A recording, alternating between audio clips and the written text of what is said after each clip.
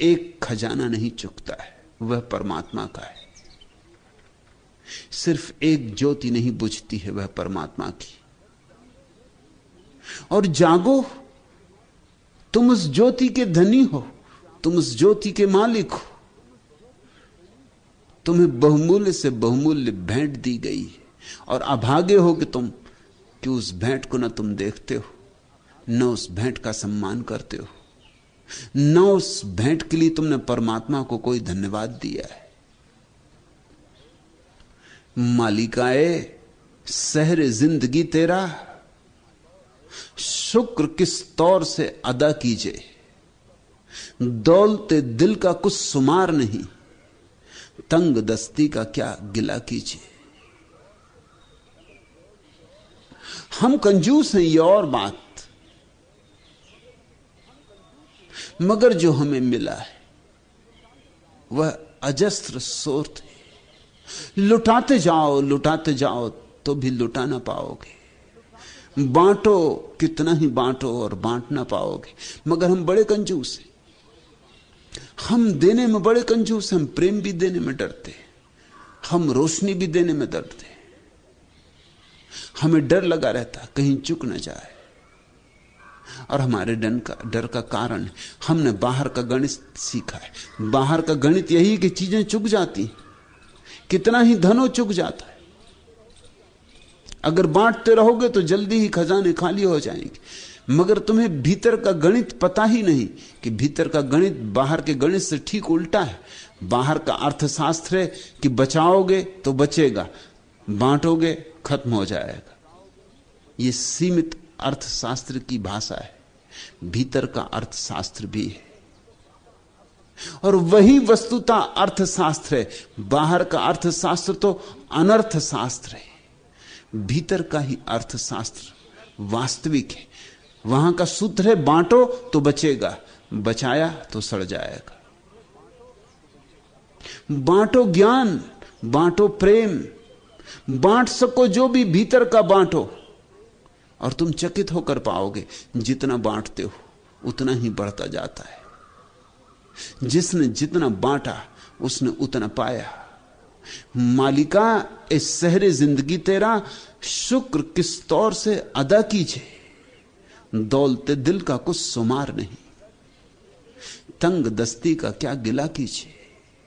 जो तेरे हुस्न के फकीर हुए उनको तस्वीर से रोजगार कहां। दर्द बेचेंगे गीत गाएंगे, इससे खुश वक्त कारोबार कहां। जिन्होंने एक बार तेरी संपदा देख ली, तेरी ज्योति देख ली, जो तेरे हुस्न के फकीर हुए, और जिसने एक बार तेरा सौंदर्य देख लिया, तेरी महिमा देख ली, जो तेरे हुस्न के फकीर हुए, उनको तस्वीर से रोजगार कहां। उन्हें फिर जिंदगी में कोई और कमाने जैसी चीज नहीं रह जाती।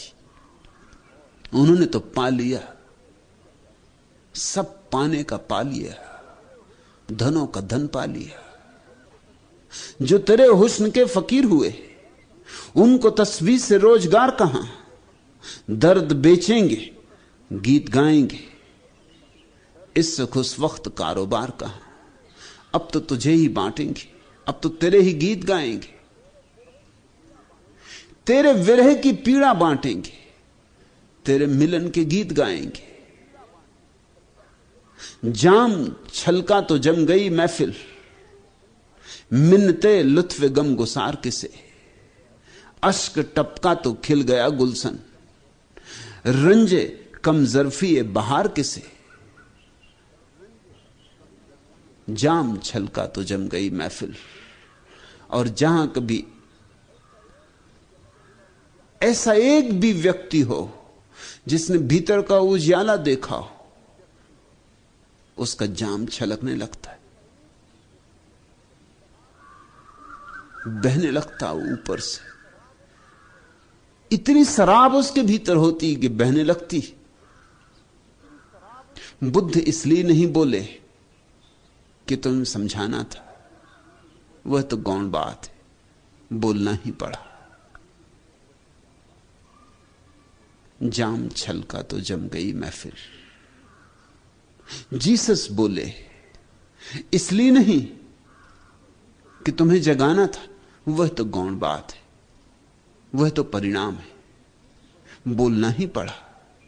दिया जलेगा तो ज्योति बिखरेगी, इसलिए नहीं कि जो भटके हैं उन्हें राह मिल जाए, उन्हें राह मिल जाएगी ये और बात। और फूल खिलेगा तो रोशनी, फूल खिलेगा तो रंग, फूल खिलेगा तो गंध बिखरेगी, इसलिए नहीं कि तुम्हारे नासापुटों को सुवास मिल जाए। हां, जो पास से गुजरेंगे उनके नासापुट सुगंध से भरी जाएंगे, वह गौण बात। जाम छलका तो जम गई महफिल, इसलिए जहां भी कभी किसी ने भीतर का उजियाला देख लिया, बिन बाती बिन तेल जुगत सो बिन दीपक उजियार, उनका जाम छलकने लगता है, वही मधुशाला खुल जाती।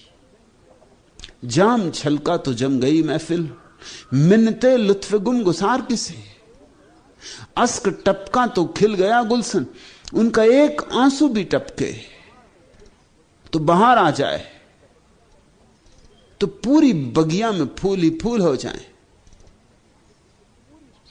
मीरा के आंसुओं की याद करो, कौन फूल मुकाबला करेगा उन आंसुओं का।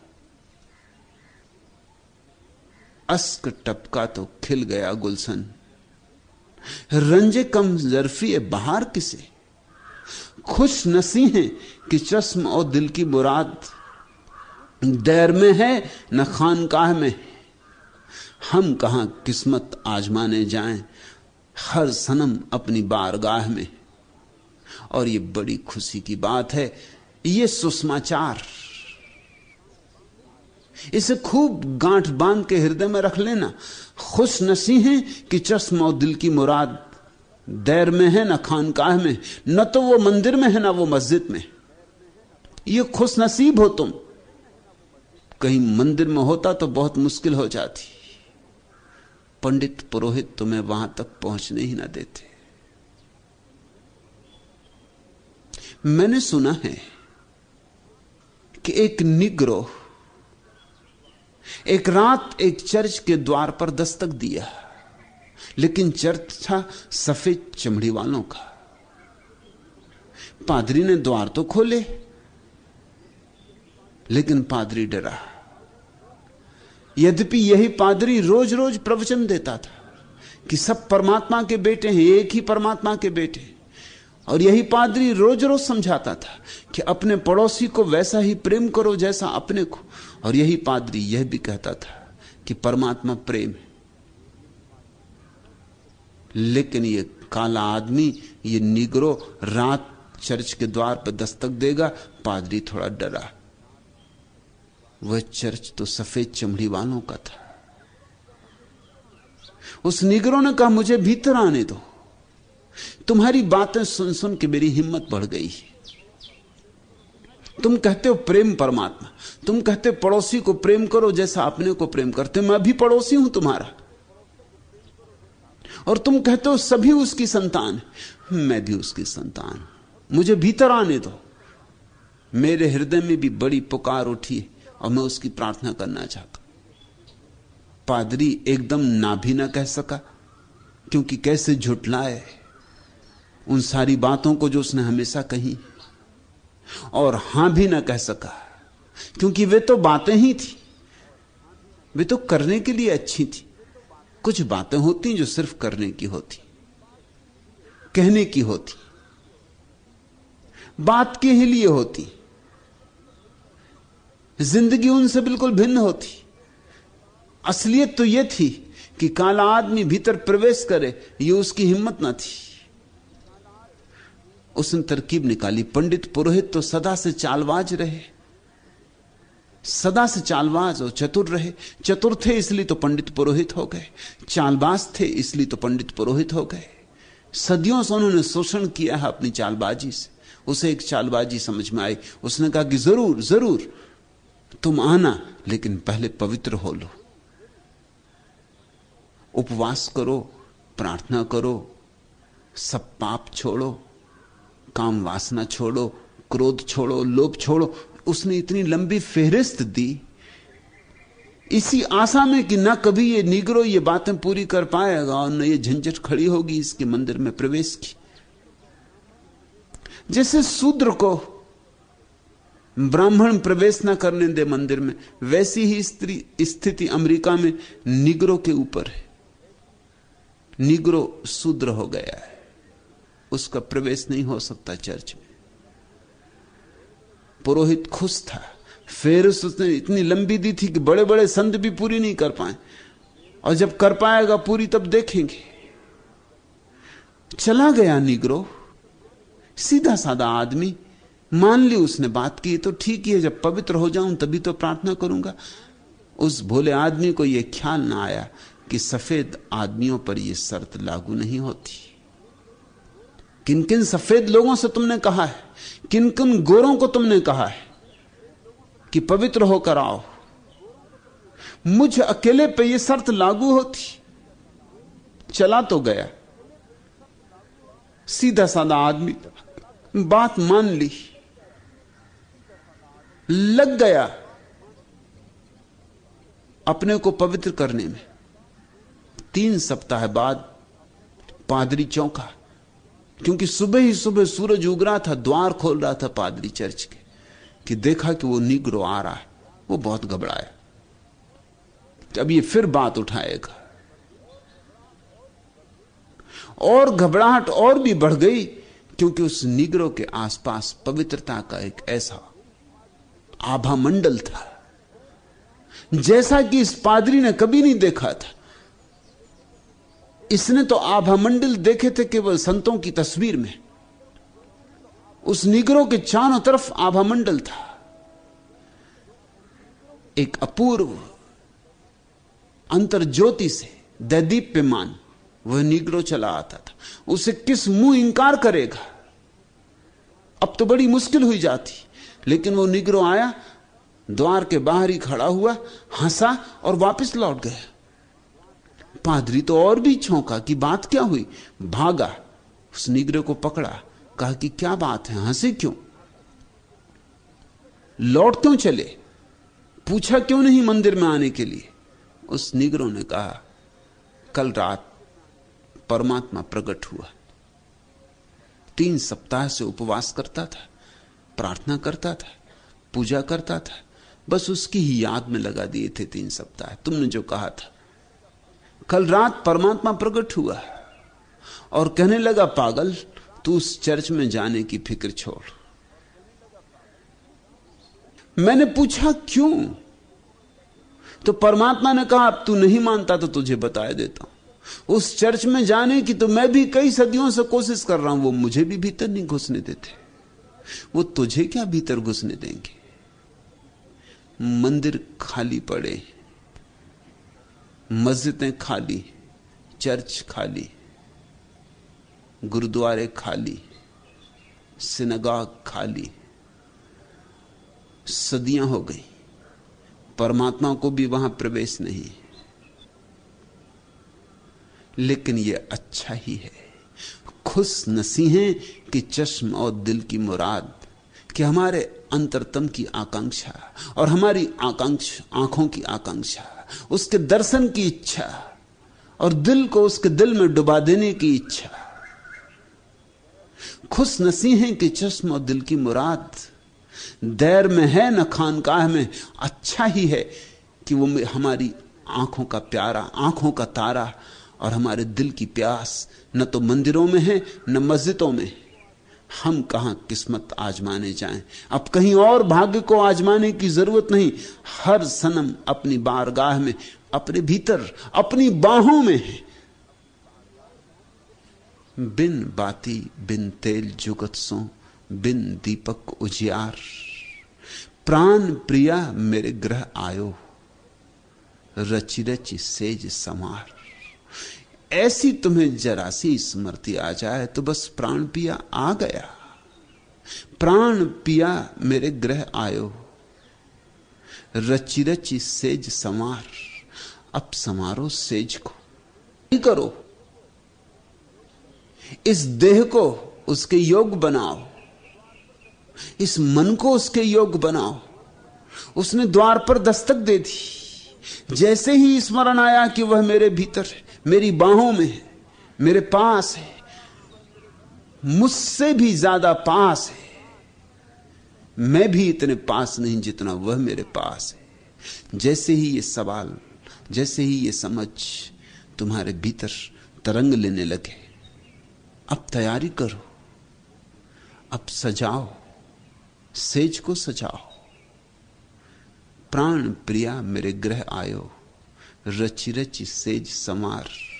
सुखमन सेज कैसे सजाओगे सेज? समाधि उसकी सेज है। तुम्हारे भीतर से सारी समस्याएं गिर जाएं और समाधान का उदय हो जाए तो फूलों से सज गई सेज। समाधि उसकी सेज है।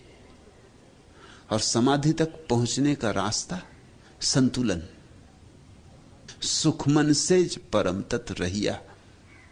योग की भाषा में 3 नाड़ियां हैं, इड़ा, पिंगला, सुषुम्ना। इड़ा एक तरफ, पिंगला दूसरी तरफ, अतियां मध्य में है सुषुम्ना। छोड़ दो और मध्य में आ जाओ, जिसको बुद्ध ने कहा है मध्यम निकाय, बीच में आ जाओ। पाइथागोरस ने जिसको कहा है स्वर्ण नियम, मध्य में आ जाओ। न बाएं झुको न दाएं झुको, न त्याग न भोग, मध्य में आ जाओ। न बहुत खाओ न उपवास करो, मध्य में आ जाओ। न संसार में आसक्ति रखो न विरक्ति रखो, मध्य में आ जाओ। न तो संसार में ही डूब रहो और न संसार से भग, जैसे जल में कमलवत। बस सज गई सेज, संतुलन बना तुम्हारे भीतर कि सेज सज गई। ख्याल रखना, भोगी तो चूकता ही चूकता है, त्यागी भी चूक जाता है। भोगी चूक जाता है क्योंकि धन पद प्रतिष्ठा को पागल की तरह पकड़ता है। त्यागी छूट जाता है क्योंकि वह धन पद प्रतिष्ठा को पागल की तरह छोड़ता है। पकड़ोगे, जोर से पकड़ोगे, वह भी गलत है। छोड़ने का आग्रह करोगे, वह भी गलत है। न तो यहां कुछ पकड़ने योग्य है न कुछ छोड़ने योग्य है। देख लो, सार देख लो और संतुलित हो जाओ। महावीर ने इसे सम्यक्त्व कहा है। मध्य में आ जाओ, समतुल हो जाओ। प्राण प्रिया मेरे ग्रह आयो, रची रची सेज समार। सुखमन सेज परम तत्व रहिया। एक बार तुम संतुलित हो जाओ तो जो परम तत्व है बस प्रकट हो जाए। जो है वह प्रकट हो जाए। पिया निर्गुण निरकार। न तो उस प्यारे का कोई गुण है न उस प्यारे का कोई आकार है। देह के भीतर जाओ, मन का भी आकार है, उतना ठोस नहीं जितना देह का। देह का आकाश ऐसे है जैसे चट्टान का आकार, मन का आकार ऐसे है जैसे जल की धार का आकार, बदलता भागता परिवर्तनशील, पर आकार तो है। देह से चलो भीतर और मन से भी चलो भीतर तो तुम पाओगे शून्य आकाश, निराकार। न वहां चट्टान जैसा आकार है स्थिर और न वहां मन जैसा आकार है चंचल। तुम परमात्मा से मिल सकते हो। उस अवस्था में ही विरह मिलन में रूपांतरित होगा। गावौरी मिली आनंद मंगल, यारी मिलके यार। फिर हो जाएगा प्रीतम से मिलन। फिर तो बचेगी एक ही बात, गावौरी मिली आनंद मंगल। इसलिए तो संतों ने खूब गाया, खूब जी भर गाया। सारे संतों ने गाया। जिससे जैसे बना वैसे गाया। वे कोई गायक नहीं है, न कोई कवि है, न कोई संगीतज्ञ है। इससे जो भी वाद्य बज सका बजाया। उसमें तुम कला मत खोजना, कला गौण है। उसमें तो तुम आत्मा खोजना, भाव खोजना। जुनून की याद मनाओ कि जश्न का दिन है। सलीब और दार सजाओ कि जश्न का दिन है। तरफ भरे जो शीशा चढ़ाओ कि जश्न का दिन है। तमीज रहबर और रहजन करो ना आज के दिन। हर एक से हाथ मिलाओ कि जश्न का दिन है इंतजारे मलामत में नासहों का हजूम। नजर संभाल के जाओ कि जश्न का दिन है। बहुत अजीज हो लेकिन सिकस्ता दिल यारो, तुम आज याद ना आओ कि जश्न का दिन है। वह सोरी से गमे दिल जिसकी लय नहीं कोई, गजल की धुन में सुनाओ कि जश्न का दिन है। गाओ, उठने दो गजलें, पियो, नाचो, तुनुक पियाओ। और आज विधि विधान ना समझो, आज सब विधि विधान तोड़ो और नाचो। ऐसे ही संत नाचे मीरा और चैतन्य, ऐसे ही संत गाए कबीर और नानक। जुनून की याद मनाओ कि जश्न का दिन है। ऐसे ही पागल हुए, मदमस्त हुए। इसी मदमस्ती से अद्भुत वचनों का जन्म हुआ है। गावरी आनंद मंगल यारी मिलके यार, यही नहीं होंगे। इनकी हरियाली में तुम उसकी हरियाली पाओगे, इनके फूलों में तुम उसकी खिलावट देखोगे। यही होंगे चांद तारे, मगर यही नहीं होंगे। इनसे उसकी रोशनी को झरते पाओगे। यही होंगी गंगा और जमन, मगर यही नहीं होंगी। ये आकाश से उतरने लगेंगी, ये आकाशीय हो जाएंगी। यही होंगे लोग, मगर यही नहीं होंगे, क्योंकि इनके भीतर जो छिपा है उसका तुम्हें दर्शन होने लगा। भीतर देखते हो। तुम न आए थे तो हर चीज वही थी कि जो है। आसमां हद नजर, राह गुजर, सीसाए मैं, सीसाए मैं। और अब सीसाए में राह गुजर, रंग फलक, रंग है दिल का मेरे खून जिगर होने तक। चंपई रंग कभी राहते दीदार का रंग, सुरमई रंग की है सायते बेजार का रंग। जर्द पत्तों का, खस और खार का रंग, सुर्ख फूलों का, दहकते हुए गुलजार का रंग, जहर का रंग, लहू का रंग, सबेतार का रंग। आसमां राह गुजर, शीशाए में कोरे। फिर से एक बार हर एक चीज वही हो कि जो है। आसमां हद नजर, राह गुजर, सीसाए में, सीसाए में। ज़ैन फकीर कहते हैं, साधक 3 अवस्थाओं से गुजरता है। पहली, जब पहाड़ पहाड़ हैं और नदियां नदियां हैं। दूसरी, जब पहाड़ पहाड़ नहीं रह जाते, नदियां नदियां नहीं रह जाती। और तीसरी, जब पहाड़ फिर पहाड़ हो जाते हैं, नदियां फिर नदियां हो जाती। प्यारा वचन है यह। पहले पहाड़ पहाड़ है, जैसे तुमने देखे धूल भरी आंखों से, उदास सुस्तने में ही इन्हें उलझे और खोए थे कि कहां खोलते आंख, कि कैसे देखते पहाड़ और कैसे देखते नदियों को। फिर चित्त शांत होता है, विचार शून्य होने लगते हैं, ध्यान की दशा आती, और अचानक पहली दफा भीतर का जंजाल समाप्त हो जाता है, शोरगुल बंद हो जाता है और जगत की रौनक बदल जाती। इसलिए जैन फकीर कहते हैं पहले पहाड़ पहाड़ थे, नदियां नदियां थी, फिर ऐसी घड़ी आई कि पहाड़ पहाड़ ना रहे, नदियां नदियां ना रही, सब बदल गया। वह ध्यान की अवस्था, सब नया हो गया, सब ऐसा हो गया। जब तुम वही नहीं हो तो संसार भी वही नहीं। नरक है तो यहां, स्वर्ग है तो यहां, मोक्ष है तो यहां, सब तुम्हारी चित्त की दशाएं। तुम ना आए थे तो हर चीज वही थी कि जो है।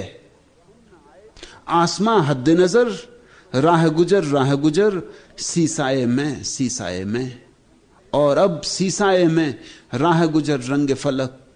रंग है दिल का मेरे खूने जिगर होने तक, चंपई रंग कभी राहते दीदार का रंग, सुरमई रंग की है सायते बेजार का रंग, जर्द पत्तों का है। अब जो आए हो तो ठहरो कि कोई रंग, कोई रुत, कोई शय एक जगह पर ठहरे। फिर से एक बार हर एक चीज वही हो कि जो है। आसमां हद्दे नजर, राह गुजर, सीसाए में। प्यारा आ जाए एक बार तो जरूरी नहीं कि रुके। बहुत बार झलकें आएंगी और झलकें जाएंगी। उस अवस्था का नाम ध्यान है, जब झलक आती झलक जाती, और जब प्यारा ठहर जाता, उस अवस्था का नाम समाधि है। फिर कोई जाना नहीं, फिर कोई आना नहीं। रसना राम कहते थाको, मैं तो खूब जपा, खूब थक गया। असल में राम राम दोहराने से सिवाय थकान के कुछ और मिलता भी नहीं।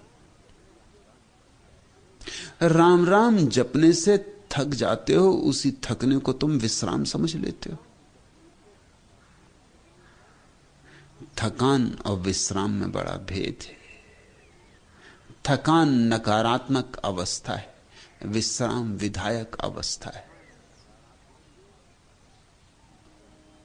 थकान है टूटकर गिर पड़ना, नहीं। इसलिए अनेक लोगों को यह ख्याल है मंत्र जाप से बड़ा विश्राम मिलता है। मंत्र जाप से विश्राम नहीं मिलता। मंत्र जाप से तुम थक जाते हो, मन थक जाता है। थकान से निद्रा आ जाती। इसलिए मंत्र जिनको नींद नहीं आती उनके लिए बड़ा सम्यक उपाय है। और यह कोई आश्चर्य की बात नहीं कि महर्षि महेश योगी जैसे लोग जो सिर्फ मंत्र सिखाते हैं, अमेरिका जैसे देश में काफी अनुयायी खोज लेते, क्योंकि अमेरिका नींद की बीमारी से परेशान, नींद आती नहीं, अनिद्रा। और ठीक ही है कि नींद की दवा लेने की बजाय तो राम राम जप के नींद ले आना ठीक है, मैं भी पक्ष में हूं। मगर ख्याल रहे यह कोई ध्यान नहीं। ये तो ऐसे ही है जैसे कि बेटा नहीं सोता, छोटा बच्चा नहीं सोता, मां लौरी गाती, लौरी में ज्यादा शब्द नहीं होते, मंत्र जैसी होती लौरी, वही सब दोहराना पड़ता। राजा बेटा सो जा, राजा बेटा सो जा, राजा बेटा सो जा। राजा बेटा सुनते सुनते घबरा जाता है, सुनते सुनते थक जाता है कि ये भी क्या लगा रखा, राजा बेटा सो जा, राजा बेटा सो जा। एक ही लय, एक ही धुन, उदार थी, और राजा बेटा भाग भी नहीं सकता, भाग के जाए भी कहां। एक ही भागने का उपाय बचता है कि नींद में भाग जाए, तो चुपचाप नींद में सरक जाता है। बचने के लिए यह एक उपाय है कि नींद में सरक जाए। इसलिए अक्सर ऐसा हो जाता है कि धार्मिक सभाओं में लोग सोते हैं, क्योंकि वही कहानी जो बहुत बार सुनी है, वही राम कथा, वही सीता का चोरी जाना, वही रावण, कितनी बार तो सुन लिया और कितनी बार तो देख लिया, लेकिन धर्म सभा में नींद निश्चित आ जाती। मैं विश्वविद्यालय में विद्यार्थी था, दर्शन शास्त्र में एक प्रोफेसर थे जिनको मानना पड़ेगा कि वो इस ढंग से बोलते थे कि जो रात भर भी ठीक से सोया हो उसे भी नींद आ जाए। तो जब भी कोई विद्यार्थी, कोई संगी साथी नींद से परेशान होता, मैं कह देता कि तुम उनकी क्लास में चले जाओ। और ये बात, क्योंकि उनकी कक्षा में भीड़ काफी लोगों की होती, परीक्षा के दिनों में तो बहुत लोग जाते, क्योंकि परीक्षा के दिन में विद्यार्थियों को घबराहट में नींद नहीं आती। मगर उनकी वाणी सुनते ही, संस्कृत के पंडित थे और संस्कृत के बड़े उल्लेख देते थे और एक स्वर में बोलते थे, जैसे एक तारा बजता है ऐसे बजते थे, किसी को भी नींद आ जाती थी। यारी कहते हैं रसना राम कहते थाको, मैं थक गया राम राम रटते रटते। जी, ये मैं क्या पागलपन करता रहा कि राम राम रटता रहा। प्यास बुझे यदि चाखो, प्यास बुझती है अगर पानी को पियो तो। बैठ के जपते रहो H2O H2O H2O, पानी का मूल सूत्र। शायद नींद आ जाए मगर प्यास तो ना बुझे, और प्यास ना बुझे तो नींद भी कितनी देर रहेगी, जल्दी ही टूटेगी। प्यास नींद को तोड़ देगी। रसना राम कहते थाको, पानी कहे कहूं प्यास बुझते, प्यास बुझे यदि चाखो। तो पतियों ने सिखा दिया कि पति परमात्मा है। पतियों ने ही शास्त्र लिखे या पुरुषों ने, लेकिन किसी एक ने भी यह ना कहा कि पत्नी भी परमात्मा है। स्त्री तो नरक का द्वार और पति परमात्मा है।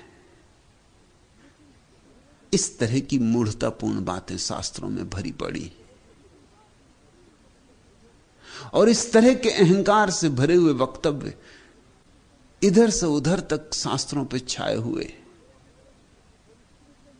स्त्री नरक का द्वार, और स्त्री से ही सब पैदा हुए हो, और बड़े से बड़े संत तुम्हारे, फिर चाहे वे तुलसीदास ही, और स्त्री नरक का द्वार है, और पुरुष पति है, और पति परमात्मा है। पति यानी स्वामी, और स्त्री दासी है। मगर बात में मूल्य तो था, खराब हाथों में पड़ के खराब हो गई। और कभी कभी तो अमृत भी गलत हाथों में पड़ जाए तो जहर हो जाता है। बात का मूल्य तो था। स्त्री पति का नाम नहीं लेती, यद्यपि जानती है, भीतर भीतर जानती है, बाहर बाहर नहीं लेती, आदरवश नहीं लेती। इस बात का यारी ने खूब ठीक उपयोग किया। यारी कहते हैं मुझे भी पता है उसका नाम, लेकिन ले नहीं सकता, आदर के कारण नहीं लेता हूं। अब भीतर भीतर रखता हूं, भीतर भीतर संभालता हूं। पुरुष नाम नारी ज्यों जाने, जानी बूझी जनी भाखो। उसे कहना थोड़ी है, उसे तो भीतर संभालना है। जैसे बीज भूमि के अंतर्गर्भ में समा जाता है, ऐसे ही राम, ऐसे ही अल्लाह। दृष्टि से मुष्टि नहीं आवे, नाम निरंजन बाको। और तुम सोचते हो कि बहुत बहुत तरह के दर्शन शास्त्र सीख लोगे तो उसे मुट्ठी में ले लोगे, तो गलती में हो। दृष्टि से मुष्टि नहीं आवे। असल में दृष्टि तो बाधा है। सब दर्शन शास्त्र दृष्टियां हैं, और दृष्टि बाधा है। आंख होनी चाहिए दृष्टि से मुक्त, पक्षपात से मुक्त। दृष्टि यानी पक्षपात। हिंदू की दृष्टि, मुसलमान की दृष्टि, जैन की दृष्टि, ये सब दृष्टियां हैं नए। देख कि वह किसी चौखट में नहीं आता, वह निराकार है। तुम्हारी दृष्टि का आकार है, वह निशब्द है। तुम्हारी दृष्टि शब्दों से बनी है, वह अज्ञेय है। तुम्हारी दृष्टि ज्ञान का हिस्सा है और सब ज्ञान उधार है, सब बासा है, दूसरों से सीख लिया है। दृष्टि से मुष्टि नहीं आवे। इसलिए जिसका भी कोई पक्षपात है, जो कहता है ऐसा हो परमात्मा, ऐसा ही है परमात्मा, कि उसके 4 हाथ हैं, कि 3 सिर हैं, कि सूंड है उसकी हाथी जैसी, जिसने कोई दृष्टि बना ली है वह तो ही लोग हैं, मैं झुक सकता। उन्होंने एक दृष्टि बना ली कि परमात्मा को धनुष बाण लिए ही होना चाहिए। अब धनुष बाण कोई बड़ा सुंदर प्रतीक भी नहीं है, हिंसा का प्रतीक है, हत्या का प्रतीक है। धनुष बाण सुसंस्कृत भी नहीं है, लेकिन बस तुलसीदास को एक दृष्टि बन गई कि धनुष बाण वाले राम को ही झुकूंगा, मुरली वाले कृष्ण के सामने न झुक सके। मुरली कहीं ज्यादा महत्वपूर्ण प्रतीक है, मुरली कहीं अति बहुमूल्य है। धनुष बाण तो राजनीति का प्रतीक है, युद्ध का प्रतीक है। बांसुरी तो प्रेम का प्रतीक है, लेकिन बांसुरी हाथ में लिए कृष्ण के सामने तुलसीदास नहीं झुके, ऐसा नाभादास ने अपने संस्मरणों में लिखा है। कहा कि नहीं, जब तक धनुष बाण हाथ न लोगे तब तक नहीं झुकूंगा। तो तुलसीदास जैसे पंडित विचारशील व्यक्ति की ऐसी हालत है, तो साधारण आदमी की तो क्या कहो। उसने भी धारणा बना ली, जैन हिंदू मंदिर में नहीं झुकता। एक जैन मित्र को लेकर मैं एक हिंदू मंदिर में गया, झुकता। मैं तो सिर्फ वीतराग प्रभु के सामने झुकता हूं। यहां तो रामचंद्र जी सीता जी के साथ खड़े, वीतराग नहीं है। मैं तो वीतराग प्रभु, ये तो राग है, ये तो आभूषण पहने खड़े, मुकुट बांधा हुआ है। मैं नहीं झुकूंगा,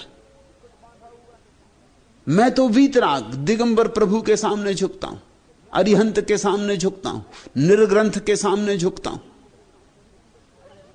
बात ही चूक गए। झुकने से मिलता है प्रभु। और जब तुमने कहा इसके शब्द निर्माण किया, सत्य का कोई आग्रह नहीं होता, सब आग्रह असत्य के होते। आग्रह मात्र असत्य का होता, सत्य तो निराग्रह ही होता है। सत्य की कोई न दृष्टि होती न पक्षपात होता। दृष्टि से मुष्टि नहीं आवे, नाम निरंजन वाको। वह तो निरंजन है, वह तो निराकार है, वह तो समष्टि में व्याप्त है। उसका ना रूप है ना रंग है। तुम दृष्टि बना के मत चलो। तुम किसी सिद्धांत को लेकर उसे खोजने मत निकलो। जो सिद्धांत लेके खोजने निकला उसे सत्य कभी ना मिलेगा। है वह कोरे निर्मल निर्दोष हृदय में ही प्रवेश करता है। वह गुरु प्रताप साध की संगति, उलट दृष्टि जब ताको। 2 बातें बहुमूल्य हैं, गुरु प्रताप साध की संगति। गुरु का सत्संग, गुरु का आशीष, गुरु का प्रसाद, गुरु की महिमा। किसे गुरु कहे? जिसने पा लिया, जो फूल खिल गया। खिले फूल के साथ कली रह जाए तो कितनी देर कल जाएगी। तुमने देखा, मृदंग पर थाप पड़ी और तुम्हारे पैर भी थाप देने लगते। क्या हो गया तुम्हें? मृदंग की थाप तुम्हारे भीतर भी किसी सोए हुए संगीत को जगाने लगी। कोई वीणा बजी और तुम्हारा सिर डोलने लगा। क्या हुआ तुम्हें? वीणा ने तुम्हारे भीतर पड़ी वीणा को भी छेड़ दिया। ऐसी ही घटना घटती है गुरु के सत्संग में, मगर उसकी वीणा बजनी चाहिए। उसकी तुम्हारे पैर भी फड़क उठेंगे, तुम्हारे भीतर भी सोई हुई ऊर्जा अंगड़ाई लेगी, करवट लेगी, तुम्हारे भीतर भी कुछ होना शुरू हो जाएगा। तुम अपने को अचानक पाओगे कि जैसे एक धारा में पड़ गए, एक प्रवाह में पड़ गए जो ले चला तुम्हें सागर की तरफ। गुरु प्रताप साधकी संगति। तो ऐसे के साथ होना जिसने पा लिया, और ऐसों के साथ होना जो पाने की राह पे चल पड़े, साधकी संगति। बुद्ध ने 3 शरण कहे, बुद्धम शरणम गच्छामि। संभव होगी कि तुम धर्म की शरण जा सकोगे। पहले उसको पकड़ो जो जाग गया, फिर उनके साथ हो लो जो जागने की यात्रा में संलग्न है, उनकी रौ में बह जाओ। ध्यान रखना, अकेले अकेले यात्रा कठिन है। अकेले अकेले भटकने की बहुत संभावना है। जब लोग किसी दुर्गम यात्रा पर निकलते हैं तो संग साथ में निकलते, 10-5 मित्र साथ होकर निकलते, क्योंकि बहुत डर है, जंगली जानवर है, अंधेरी रातें हैं, लुटेरे होने लगे कि दूसरे को जगा देगा, पहरा जारी रहेगा, सुरक्षा बनी रहेगी। इसलिए समस्त जागृत बुद्धों ने संघ का निर्माण किया है। यही मेरे सन्यास का अर्थ है। मेरा साथ तो तुम्हें मिले ही, लेकिन साध संग भी मिले, सन्यासियों का रंग भी मिले। और जहां बड़ी उतंग लहर चल रही हो, जहां बहुतों ने अपनी बूंदों को मिला के एक उतंग लहर बनाई हो, अगर तुम उस पर चढ़ जाओ तो बहुत यात्रा आसान हो जाएगी। ऐसा ही समझो ना, नदी में छोड़ते हैं नाव को, और अगर हवा जा रही हो तो पाल खोल देते। सत्य खोज में संलग्न होते हैं तो हवाएं बहती हैं परमात्मा की तरफ। समझदार आदमी अपनी नाव का पाल उनके साथ खोल लेता है। चश्मे मैगू जरा इधर कर दे, दस्त कुदरत को बेअसर कर दे। तेज है आज दर्द दिल साकी, तलखी एम्मे को तेस्तर कर दे। जो से वैसत है तिस न काम अब तकमी आरजू मालूम, हो सके तो यूं ही बसर कर दे। चश्म मैगू जरा इधर कर दे, मद भरी आंख जरा इधर कर दे, दस्त कुदरत को बेअसर कर दे, और प्रकृति का जो मेरे ऊपर प्रभाव है उसे बेअसर कर दे। सदगुरु की आंख हो जाए तुम्हारी तरफ। चश्म मैगू जरा इधर कर दे। उसकी आंख में मद भरा है परमात्मा का, उसकी आंख में शराब ढल रही परमात्मा की।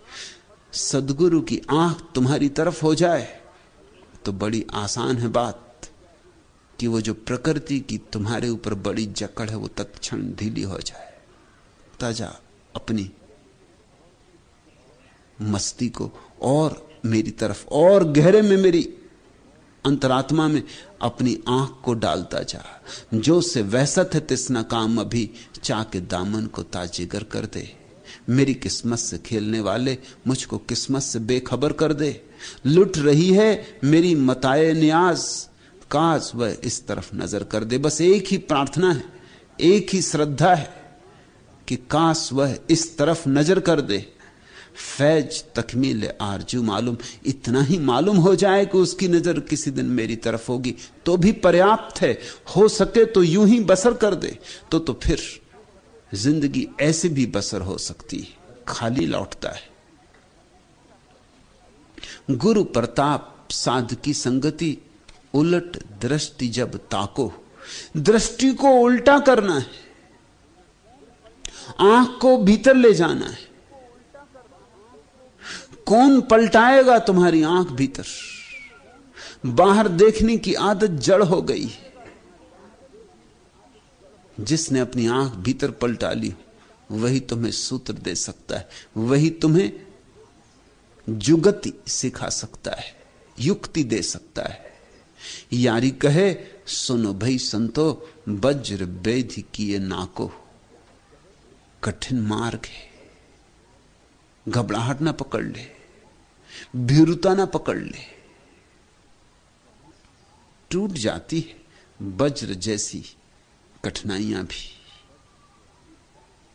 चश्म नम जान सोरीदा काफी नहीं, तुहमते इश्क पोशीदा काफी नहीं। आज बाजार में पावजोला चलो। चश्म नम जान सोरीदा काफी नहीं, उद्विग्न प्राण ही पर्याप्त नहीं। तुहमते इश्क पोशीदा काफी नहीं। जौला चो, जंजीर है पैर में सही, जंजीर बांधे ही चलो। दफ्त अफसा चलो, मस्त